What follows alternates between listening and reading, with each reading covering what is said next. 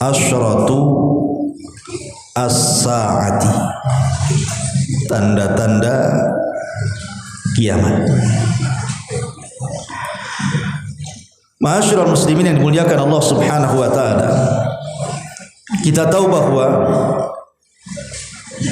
sebuah hal yang wajib diyakini seorang muslim adalah bahwa kiamat itu sesuatu yang pasti berlaku.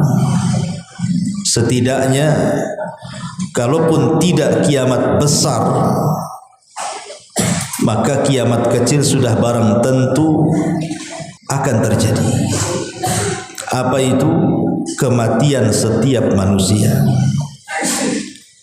Kata Nabi SAW, "Idza mata ahadukum qamat qiyamatuhu." Kalau meninggal salah seorang di antara kalian, kata Rasul, tegaklah kiamat kepadanya.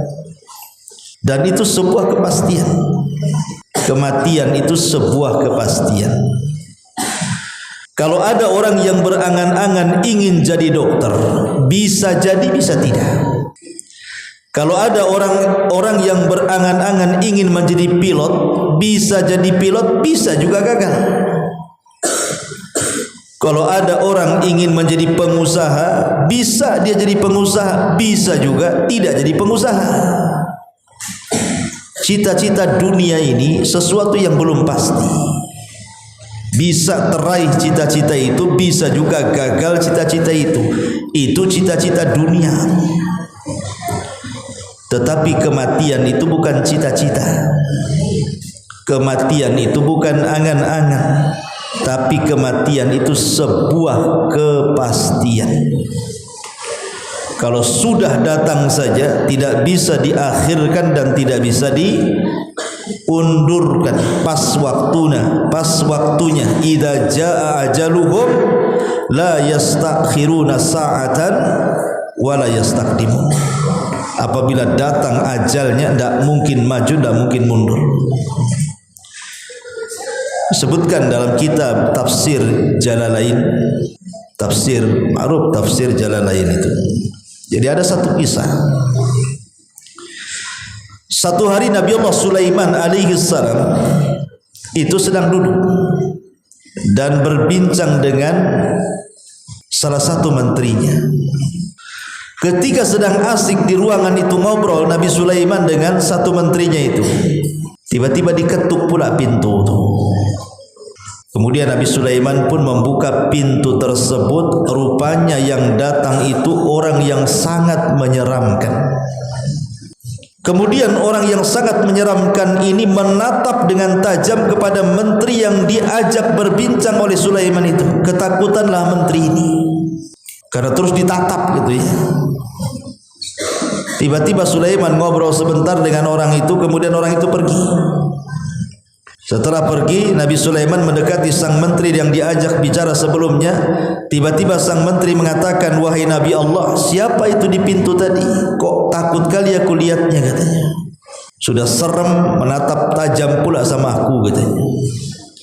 Kata Sulaiman, "Dia adalah malaikat maut," katanya. "Dia mau mencabut nyawa seseorang." Takutlah ketakutan di sang menteri ini. Jangan-jangan saya pula, katanya. Akhirnya kemudian dia mengatakan kepada Sulaiman, "Ya Sulaiman, bisa enggak kau hindarkan aku dari kematian," katanya. "Bawa aku dengan angin yang kau tundukkan, terserah ke negeri mana. Mutasikan tugasku, jangan di sini," katanya. "Yang penting aku tidak disentuh dengan kematian." Dia sudah menggigil ketakutan karena Sulaiman beritahu itu malaikat maut tuh, katanya. Akhirnya Nabi Sulaiman pun membawa orang ini dengan awan dan angin yang ditundukkannya, rupanya mengarah ke mana? Ke daerah India sana. Ketika saja turun dari awan itu, rupanya orang yang tadi di pintu tadi nunggu pula di situ. Ketika turun, menggigilah sang menteri ini. Lah, rupanya Orang yang selama ini dihindari ada pula di hadapan dia. Itulah kematian. Idza jaa ajaluhu la yastakhiruna sa'atan wa la yastaqdimun. Kalau datang ajalnya tidak mungkin maju, tidak mungkin mundur, pas waktunya. Lah ajal itu kiamat kecil. Tapi di sana ada kiamat besar. Bukan hanya mewafatkan satu jiwa, bahkan mewafatkan ribuan jiwa. Bukan hanya manusia, bahkan jin sekalipun. Bukan hanya jin, bahkan malaikat juga ikut wafat.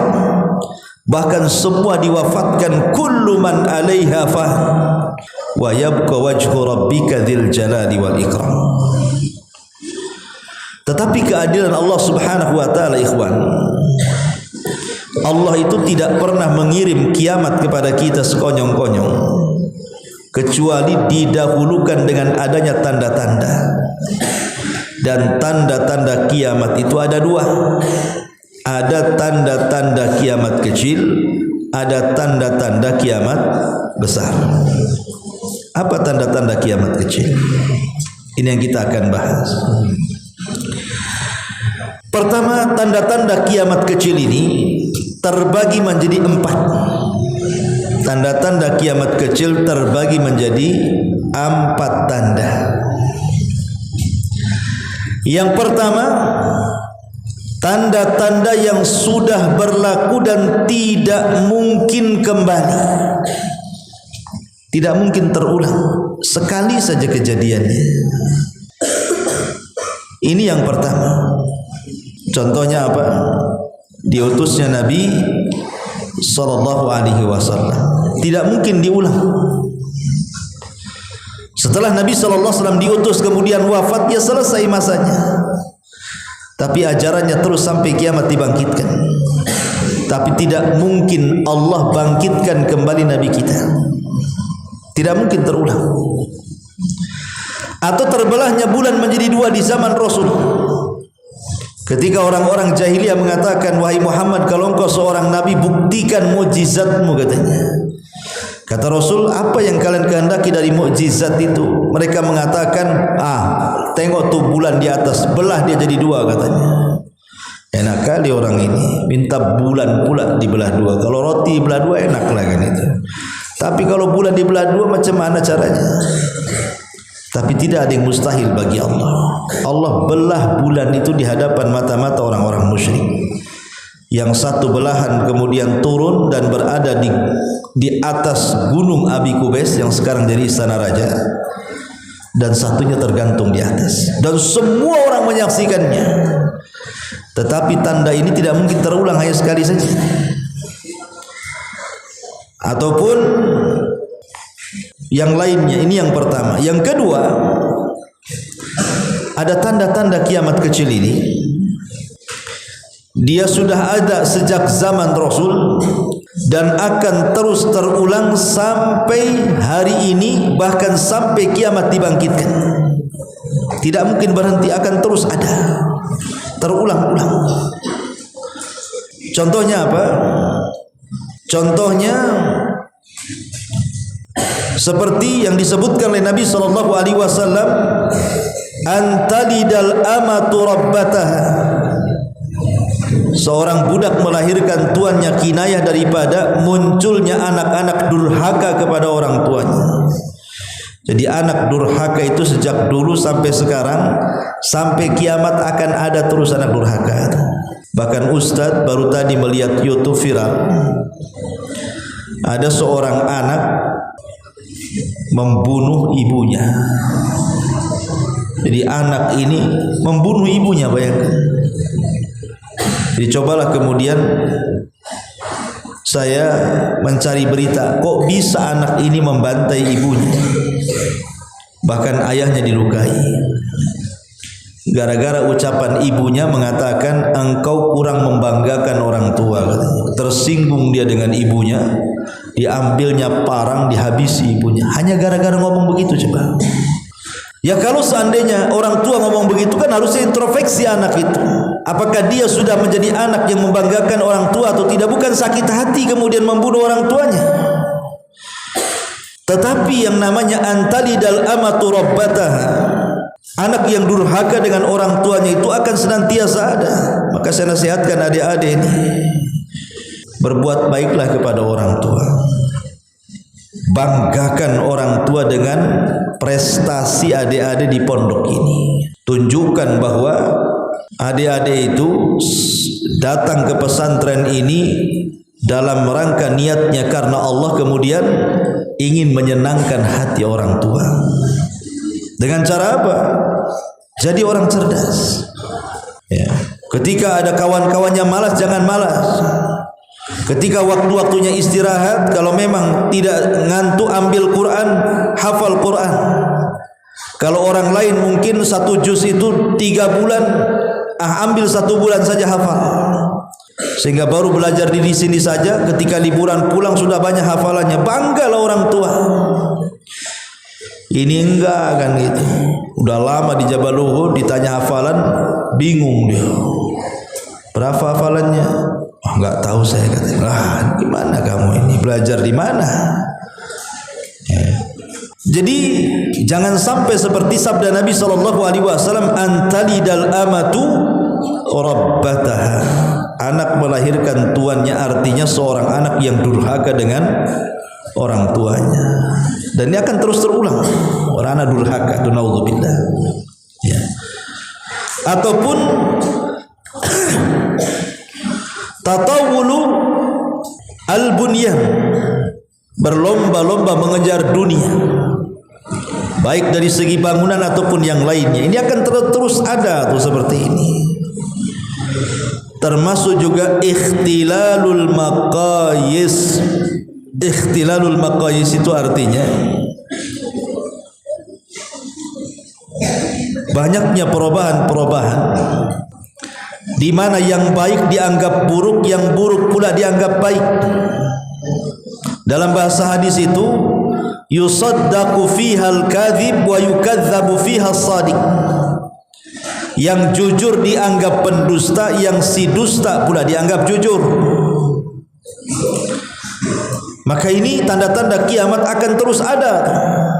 Akan terus ada, berlangsung sejak zaman Nabi sampai hari ini, bahkan sampai kiamat. Orang yang terbalik-balik. Maka adik-adik jangan menjadi orang yang terbalik-balik. Ya. Nampak saja anak santri, rupanya akhlaknya kayak orang awam gitu kan. Ya, kalau santri, akhlak santri yang ditonjolkan. Ya. Jangan terbalik-balik kan itu.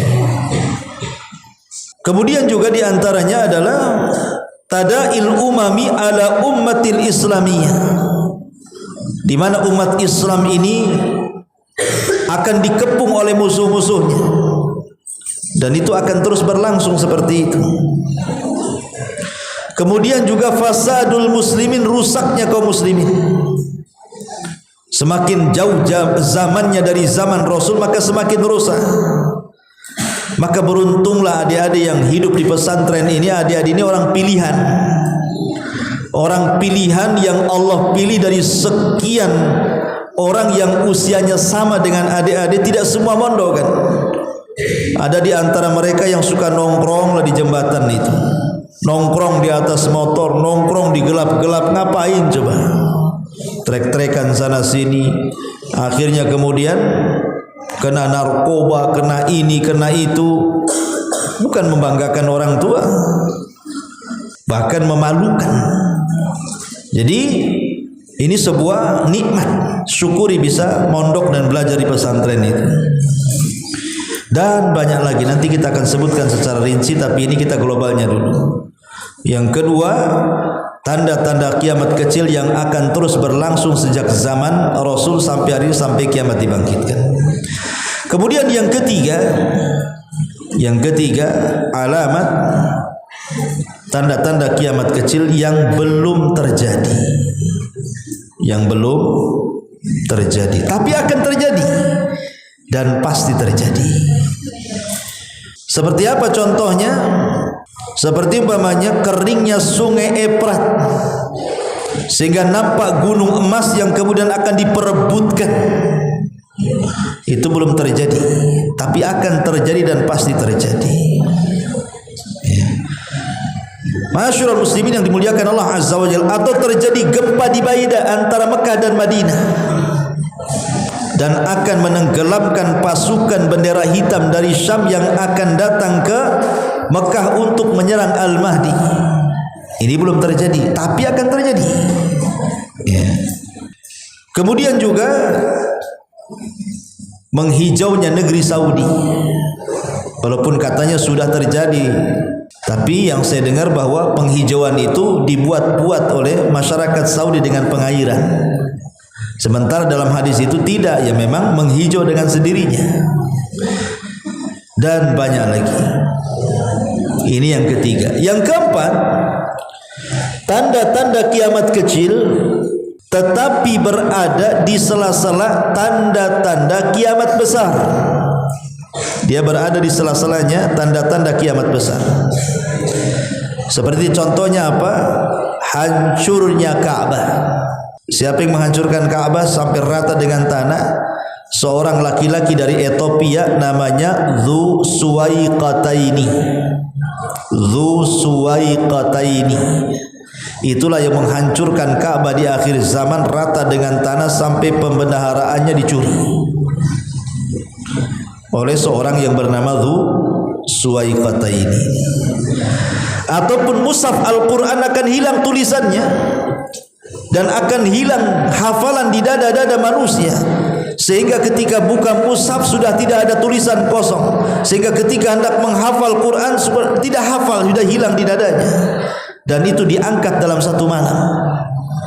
Dan itu terjadi di sela-sela tanda-tanda kiamat besar. Ya, inilah 4 tanda kiamat kecil. Saya ulang, 1 tanda kiamat kecil yang sudah berlaku dan tidak mungkin terulang.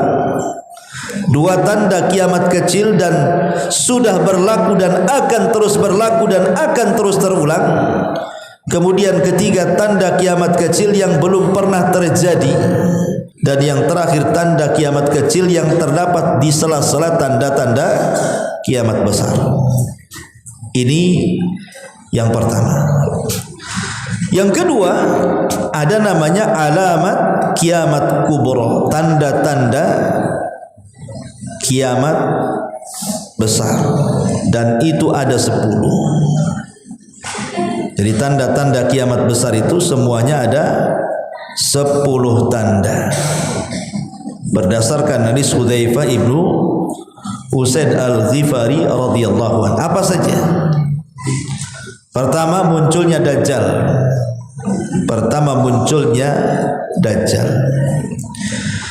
Yang kedua, turunnya Isa bin Maryam. Yang ketiga, munculnya Ya'juj wa Ma'juj. Dan juga Ma'juj. Kemudian yang keempat, munculnya dukhan, asap yang berwarna hitam, tiba-tiba muncul di langit dan menggelapkan bumi. Kemudian yang nomor 5, munculnya binatang yang melata dari, atau yang kelima, bukan itu, yang kelima, terbitnya matahari dari arah barat. Dan itu cuma 3 hari saja. Kemudian yang keenam, baru munculnya binatang dari perut bumi, dan binatang itu bisa bicara, yang disebut dengan dabatul ardi. Ini yang keenam. Yang ketujuh, munculnya gempa dahsyat dari arah barat. Kemudian yang nomor 8, munculnya gempa hebat yang merobohkan bukan hanya satu daerah, satu negara bisa roboh dari arah barat. Kemudian dari arah timur. Kemudian dari arah Jazirah Arab. Jadi nomor 7, 8 dan 9 itu semua cerita gempa. 7 gempa dari arah timur, 8 gempa dari arah barat, dan 9 gempa di Jazirah Arab. Dan itu gempa dahsyat karena merobohkan negara-negara. Dan yang terakhir, yang nomor 10, keluar api dari negeri Aden. Yaman, yang akan menggiring manusia kemana? Ke Syam. Ketika manusia sudah berkumpul di Syam, barulah terjadi kiamat besar di mana Israfil akan meniupkan sangkakala pertamanya di bumi dan akan menghancurkan alam semesta. Ma'asyiral muslimin wal muslimat, santri ikhwan dan akhwat, adik-adikku yang dimuliakan Allah Azza wa Jalla. Ini secara global tanda-tanda kiamat kecil dan tanda-tanda kiamat besar. Baik, kita akan rinci apa saja tanda-tanda kiamat kecil, baru masuk ke tanda-tanda kiamat besar. Yang pertama, atau tanpa disebut angka lah, catat saja, diutusnya Nabi. Kemudian bulan terbelah menjadi dua. Kemudian wafatnya Rasul dan wafatnya para sahabat Nabi SAW. Ini termasuk tanda-tanda kiamat. Diutusnya Nabi, kemudian bulan terbelah menjadi dua, kemudian wafatnya Rasul dan wafatnya para sahabat, semua tanda-tanda kiamat kecil. Kemudian juga Fathu Baitul Maqdis, pembebasan Baitul Maqdis, dan dalam sejarah Islam terjadi dua kali. Pertama di tangan Umar bin Khattab radhiyallahu an dalam perang Qadisiyah, dan yang kedua di tangan siapa? Kenal siapa yang pernah menguasai Baitul Maqdis? Selain Umar bin Khattab radhiyallahu an, siapa yang tahu?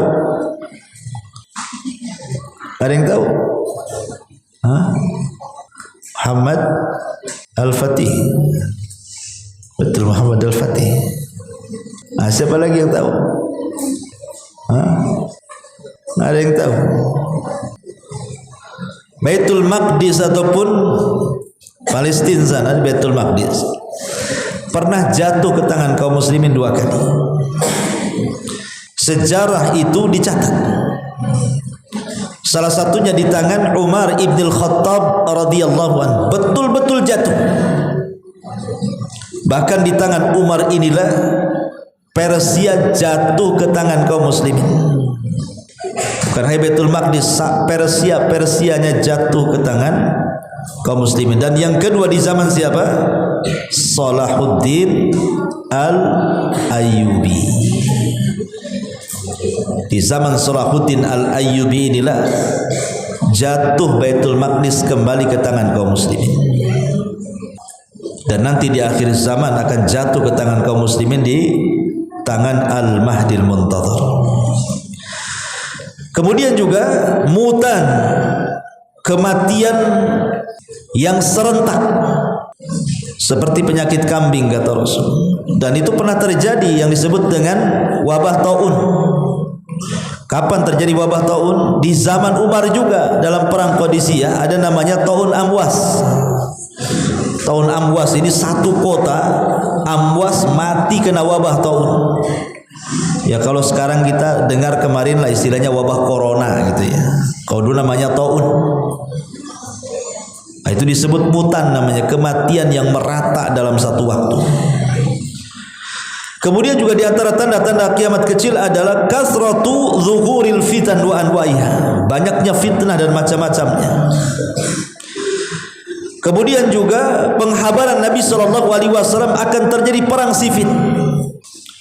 Perang Siffin itu perang bersaudara antara kubu Ali bin Abi Thalib dengan siapa? Muawiyah ibnu Abi Sufyan. Rasul mengisyaratkan saat menggendong Hasan dan Husain dan mengatakan, di antara cucuku ini salah satu keduanya pasti akan mendamaikan dua pasukan yang hendak berperang. Dan itu diisyaratkan kepada peperangan di zaman bapaknya Ali bin Abi Thalib radhiyallahu anhu, perang Siffin. Kemudian juga di antara tanda-tanda kiamat adalah dhuhurul khawarij, munculnya orang-orang khawarij, para pemberontak negara. Dan ciri-ciri khawarij itu yang nampak adalah tiga. Pertama, khawarij itu ciri-cirinya nih, kalau ingin tahu ciri-ciri khawarij, yang pertama, ciri khawarij itu adalah takfir, suka mengkafir-kafirkan.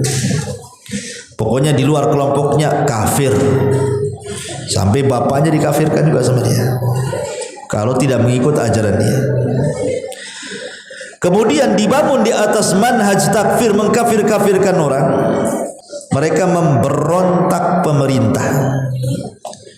Jadi kalau ada kelompok yang ingin memberontak kepada pemerintah yang sah, berarti Khawarij itu.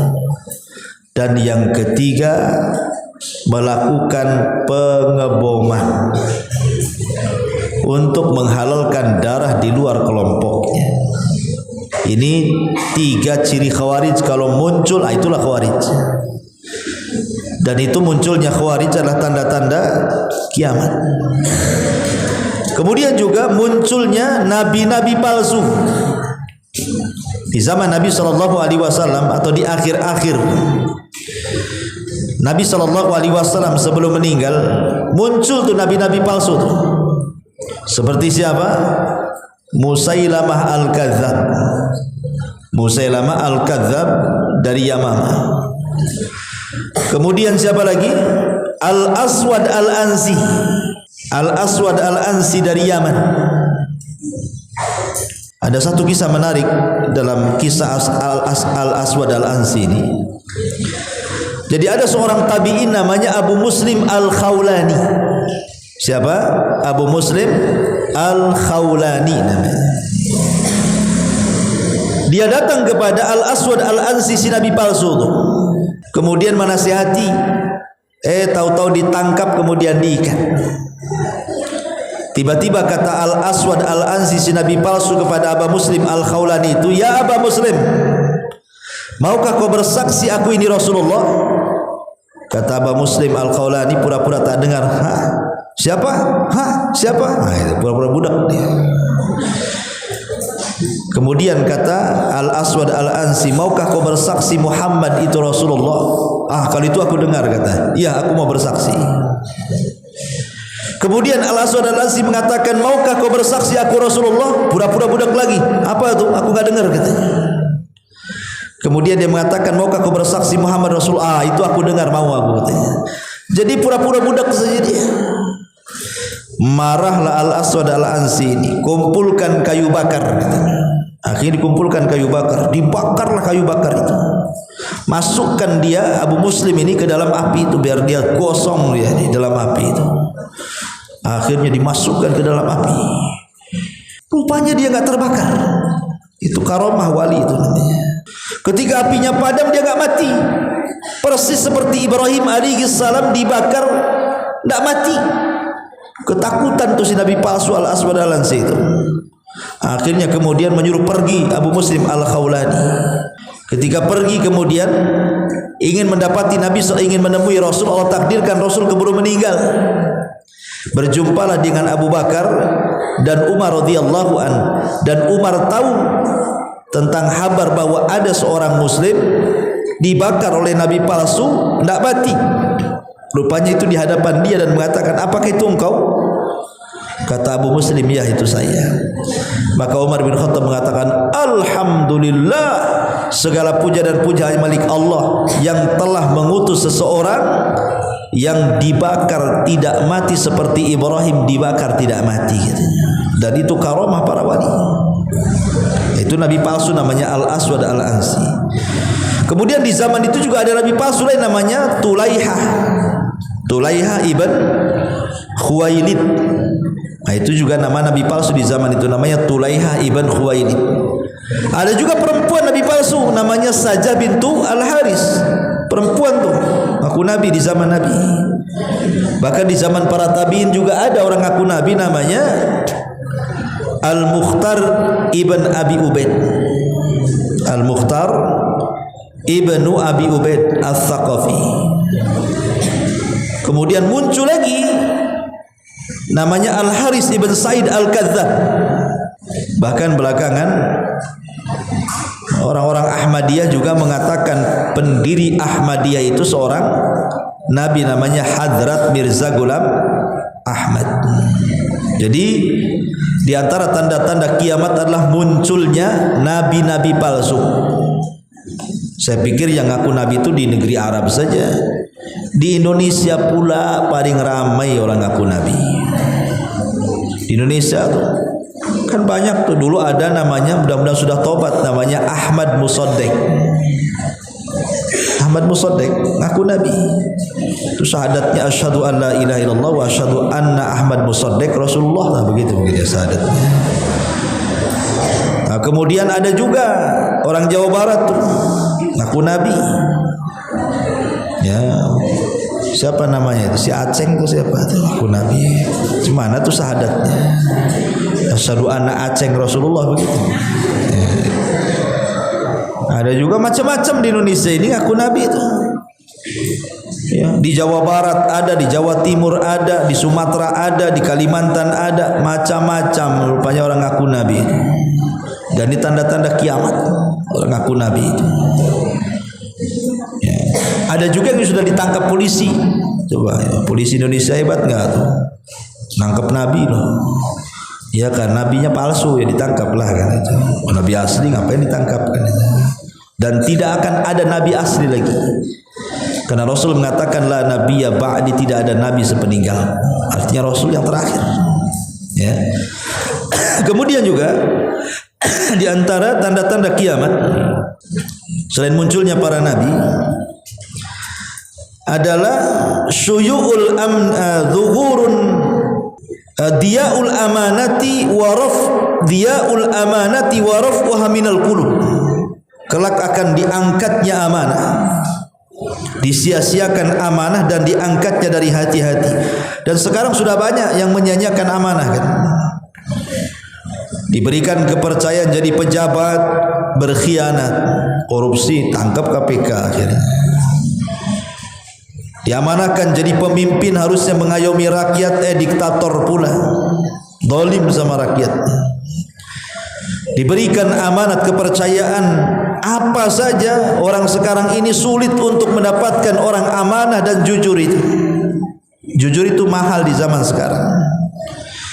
Karena di zaman dulu saja jujur itu langka. Umar bin Khattab radhiyallahu anhu satu hari itu jalan-jalan malam-malam. Lah kebetulan tenda-tenda yang diberikan listrik oleh negara itu sudah ditentukan jam sekian harus dipadamkan. Ada satu tenda kok belum dipadamkan, masih nyala. Akhirnya Umar pun mendekati tenda yang nyala itu. Rupanya dalam tenda itu ada perbincangan antara seorang ibu dan putrinya.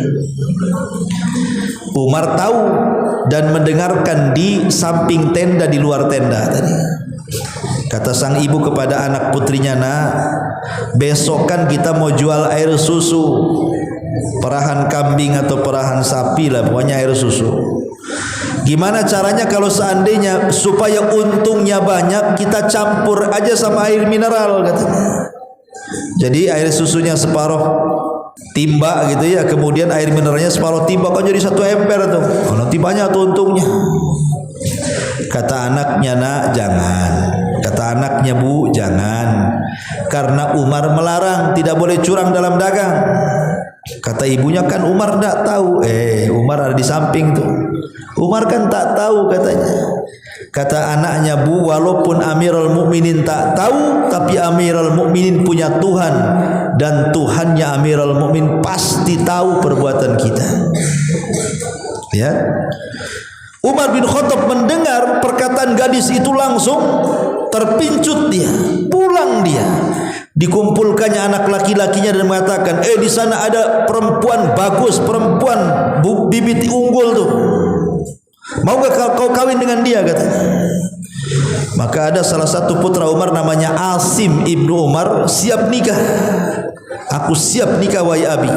Akhirnya besok dilamarkan dengan wanita anak tukang susu itu. Nikahlah Asim bin Umar dengan wanita itu, kemudian punya anak namanya Laila.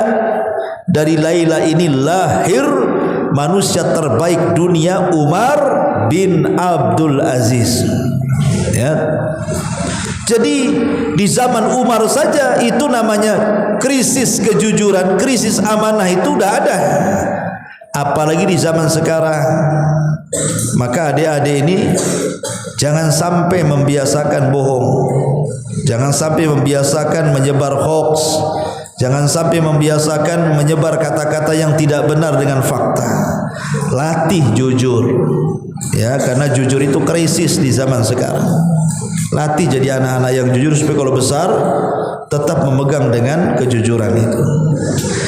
Kemudian juga ittiba'us sunan al-umamil madhiyah, mengikuti tata cara umat-umat sebelum kita dari kalangan Yahudi dan Nasrani. Sekarang ini nih lagi ngetrend tuh di masyarakat kan. Ya, di masyarakat anak-anak muda itu sudah tidak bergaya dengan gaya Islam kan. Gayanya itu maunya gaya-gaya orang barat kalau bisa kan. Kalau bisa itu wajah semua dianting-antingi. Kayak perempuan tuh. Kalau perempuan kan di telinga saja, ini enggak. Di hidung kayak itu kayak biasanya kalau anting-anting di hidung kan sapi ya. Ya sapi kan yang ada ya anting-antingnya. Mau pula dia kayak sapi. Kasih anting pula itu hidungnya. Nanti semuanya sampai Ustaz itu lihat ini tutup botol nih. Ini tutup botol nih. Itu ditaruh di kuping. Bayangkan kupingnya itu dibolongi, rupanya nggak tahu mungkin dikasih berat-berat akhirnya kupingnya itu sampai molor ke bawah. Rupanya nampak bolong. Itu antingnya tutup botol aqua. Taruh sini. Coba bayangkan. Itu ganteng dari mana orang kayak gitu? Kok tutup botol aqua kok ada di telinga? Ini gimana ceritanya? Nggak ganteng itu. Malah nengoknya serem aja kan itu. Kok aneh kok orang tutup botol itu jadi di dalam botol kan itu ya, di ujung botol, ini ada di telinga. Enggak masuk di akal. Aneh di zaman nanti kasih tato enggak jelas. Belum rambut dijabrik-jabrikan, nanti kemudian dikasih warna pelangi macam-macam kayak jengger ayam. Ya. Cantik tidak, ganteng tidak juga. Yang melawan fitrah itu tidak akan ganteng, tidak nampak cantik yang melawan fitrah itu. Yang ikuti fitrah itulah yang cantik, yang ganteng. Lah itu trennya anak-anak sekarang begitu pula gitu. Oke lah itu masih mendingan. Yang lebih parah lagi adalah tersebarnya apa? Virus LGBT. Apa LGBT itu? L lesbi, L G apa gay, ya. L G biseksual, T transgender. Nah, itu kan. Sebut LGBT. Coba bayangkan ada laki-laki kayak apa? Coba saya lihat kalian waktu kapan ya Ustaz tuh ke Batu Haji makan di warung, itu pelayannya disangka perempuan, rupanya laki-laki. Yang gemulainya jijik ya, tengoknya ya. Coba bayangkan kita saja nengoknya jijik. Bahkan ada yang terjadi di mana, daerah timur lah, Lombok atau daerah mana gitu kan. Itu anak-anak SMP itu sudah terkena virus LGBT. Dikasih hadiah jam, dikasih hadiah tas, dikasih hadiah baju. Waktu yang sesingkat-singkatnya beberapa waktu setelahnya tiba-tiba ada pakai lipstick tuh anak-anak laki-laki.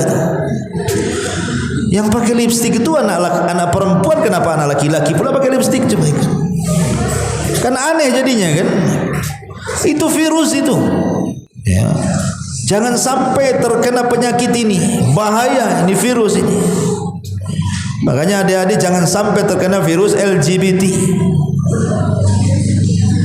Kalau laki-laki tegas lah, laki-laki ini aduh ya, lembut itu bukan laki-laki itu. Nah, perempuan pula sama, kalau perempuan ya perempuan, jangan jadi laki-laki. Dicukur rambutnya kayak tentara, cepak. Perempuan kok cepak, ini gimana ya? Perempuan ya dipanjangkan ya, jangan kayak laki-laki dicepak. Perempuan jangan seperti laki-laki. Perempuan ya perempuan, dipanjangkan rambutnya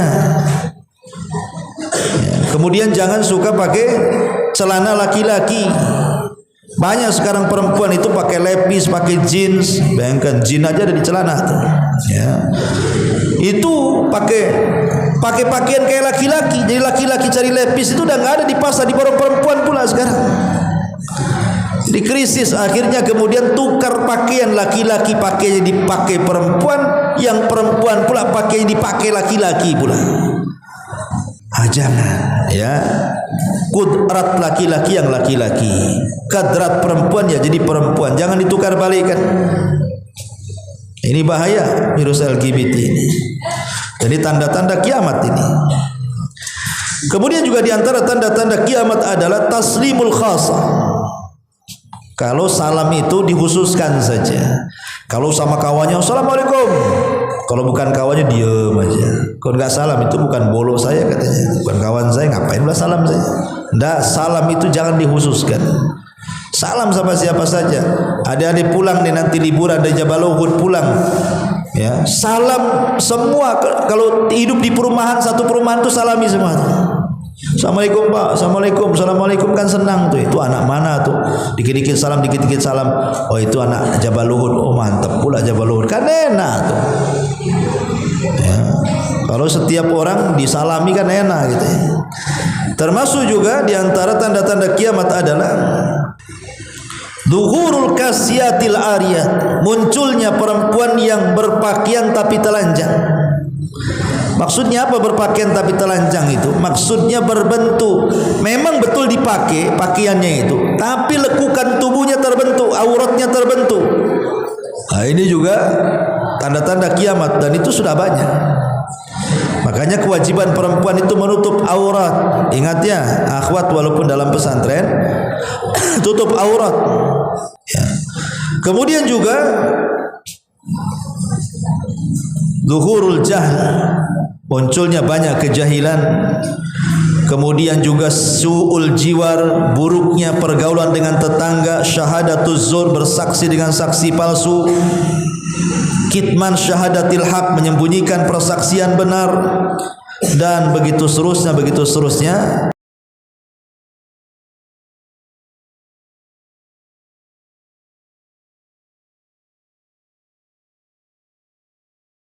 Subhanallah walhamdulillah wala ilaha illallah wallahu akbar. Subhanallah.